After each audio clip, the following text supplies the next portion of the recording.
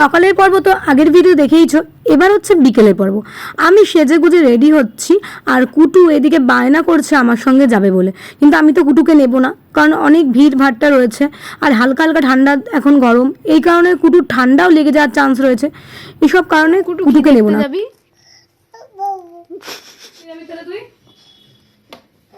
বউ দেখতে যাবে।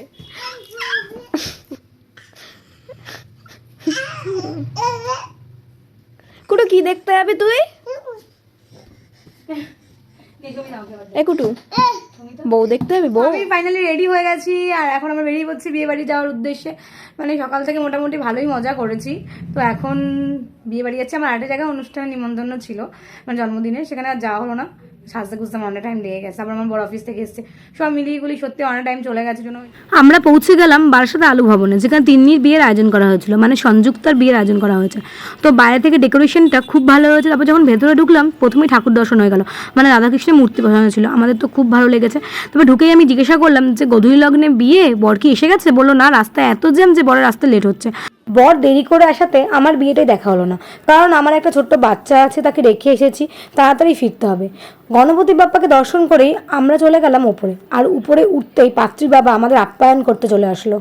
ঢুকতেই আগে পাত্রীর বাবা সেলফি। উপরের ডেকোরেশনও খুব সুন্দর ছিল, আর সবাই আমাকে ডাকাডাকি করছিল। তোমার এন্ট্রি পরে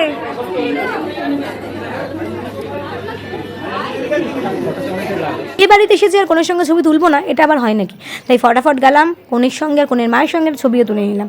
তারপর যেখানে স্ন্যাক্স আইটেম ছিল সেখানে গেলাম, সেখানে দেখলাম এমএস কাটারের একটা ফেস্টুন লাগানো রয়েছে, আর কি কি খাবার রয়েছে সেগুলো পুরোটাই দেওয়া রয়েছে। আমি ফটাফট ওখানে আগে পকোড়া টাকোড়া খেয়ে নিলাম, কিন্তু খাবারগুলো কিন্তু প্রত্যেকটাই খুব সুন্দর ছিল এবং প্রত্যেকটা খুব টেস্টি ছিল, আমার তো খুব ভালো লাগছিলো। তারপর চলে গেলাম হচ্ছে ফুচকার কাউন্টারে। আবার আমি ফুচকা খেতে তো খুব ভালোবাসি, তাই বিয়ে বাড়িতে গেছি, ফুচকার কাউন্টার দেখেছি, খাবো না এটা তো হবেই না, তাই আমি কতগুলো ফুচকাও হাঁটিয়ে নিলাম। এর মধ্যে বড় চলে এসছে, আর বরের গাড়িটাও খুব সুন্দর করে সাজানো, ক্যামেরাম্যান তো আগে থেকেই প্রস্তুত, আর আমি আমার বরকে ক্যামেরা পার্সন বানিয়ে দিয়েছি, কারণ ওকে ফোনটা ধরিয়ে দিয়ে বললাম এবার তুমি ভিডিওটা করো, কারণ আমি ভিডিও করলে আমাকে দেখা যায় না, যেন আমাকে ভিডিওটার মধ্যে দেখা যায়, তাই আমার বর ভিডিওটা করছিল। আর তারপর কুলো হাতে বরকে বরণ করার জন্য কনের মা দাঁড়িয়েছিল, এদিকে একজন মিষ্টি দাঁড়িয়েছিল, কারণ বর আসলে মিষ্টি মুক্ত করাতেই হয়, এটা তো নিয়ম। বরকে কিন্তু খুব সুন্দর দেখতে, হ্যান্ডসামও বটে, আমার তো বেশ ভালো লেগেছে। তোমাদের কেমন লাগলো সেটা কিন্তু তোমরা কমেন্টে অবশ্যই বলবে। আর বরকে বরণ টরণ করানো যখন হয়ে গেল, যখন ঢুকছে, তখন আমরা কিন্তু সবাই গেট ধরেছিলাম, কারণ দেখো বিয়েতে কিন্তু এই যে গেট ধরা, জুতো লুকোনো, সজ্জা তোলা, এগুলোর মধ্যে একটা আলাদা মজা আছে। পালিয়ে গিয়ে বিয়ে করেছো তারা কিন্তু এর মজাটা বুঝতে পারবে না। আমার বিয়ের ক্ষেত্রে কিন্তু আমি এই মজাটা ভালোভাবেই নিয়েছিলাম। আজকে এর গেট ধরতে গিয়ে আমার নিজের বিয়ের কথা মনে পড়ে গেল, যে আমার বর যখন ঢুকছে আমার বোনেরাও তাদেরকে গেট ধরেছিল এবং টাকা আদায় করেই ছেড়েছে, এবং পরের দিন সজ্জার সময়ও কিন্তু টাকাটা আদায় করেই ছেড়েছে। এগুলো একটা আলাদা রকম মজা। তিন্নির বিয়েতে আমরা সবাই মিলে গেট ধরেছিলাম, বরমশাই সেই মুহূর্তে টাকা দিতে না চাইলেও পরে কিন্তু ঠিক দিয়েই গেছিলো, উনি কথা রেখেছে। এদের জামাই কিন্তু খুব হাসি খুশি, হাসতে হাসতে ঢুকছে, আর নিশ্চয়ই মনে মনে ভাবছে আমাকে এরা গেট আটকাবে, তো আমরাও ছেড়ে দেবার পাত্র নই, আমরা তো গেট আটকাবই।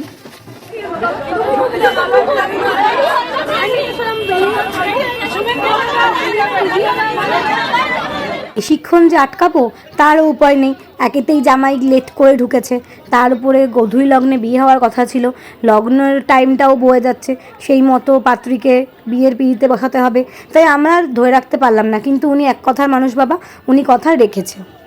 বরের সঙ্গে ফটো তুলে আমি চলে গেলাম খাবারের জায়গায়, আর খাবারগুলো কিন্তু প্রত্যেকটাই খুব ভালো হয়েছে। চলো তোমাদের একবার দেখিয়ে দিই। আর যখন ফটো তুলছিলাম তখন ওখান থেকে একজন বলল, তোমার কি ইউটিউব চ্যানেল রয়েছে? তো নামটা কি বলো?